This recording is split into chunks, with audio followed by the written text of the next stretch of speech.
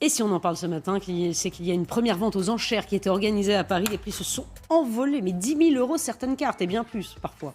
Oui, et ce qui explique ce prix faramineux, c'est parce que plus la carte est rare, plus elle est collector et plus les prix peuvent monter en flèche. Et pour rappel, les Pokémon, c'est avant tout un jeu vidéo de Nintendo qui a été sorti en 1996.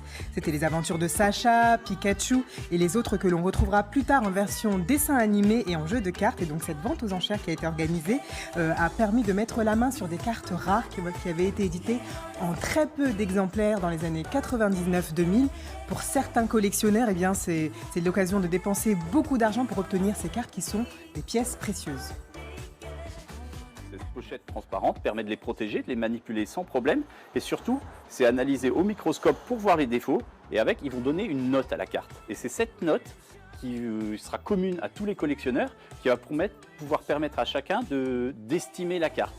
Voilà, c'est cette carte, la carte Pokémon Dragofeu qu'il faut avoir si on veut se faire beaucoup d'argent à l'heure actuelle, puisqu'elle a été revendue en février dernier plus de 506 000 $, donc en ligne aux ventes aux enchères. Il en existe 2000 exemplaires à travers le monde, mais seulement 151 ont été identifiées. Donc si vous en avez une chez vous, si vous avez des cartes, je vous en prie, vérifiez, ça peut vous rapporter gros.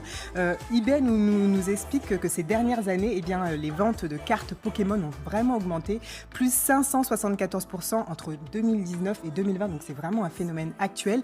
Et dernière image que je voulais vous montrer, un boxeur, il s'appelle Paul Logan, et regardez, il a brandi sa carte Pokémon, sa carte Dragofeu qu'il a réussi à obtenir, et il affirme qu'il l'a acheté 150 000 $ et que prochainement, si les enchères augmentent, eh bien, il pourrait la revendre 1 million $. Alors, pas question de la vendre pour le moment.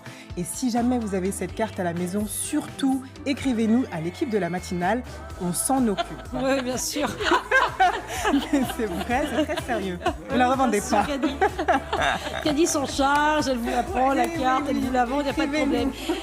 Bien sûr, merci. Envoyez-la nous surtout. 7h41 dans un instant, les confidentiels politiques.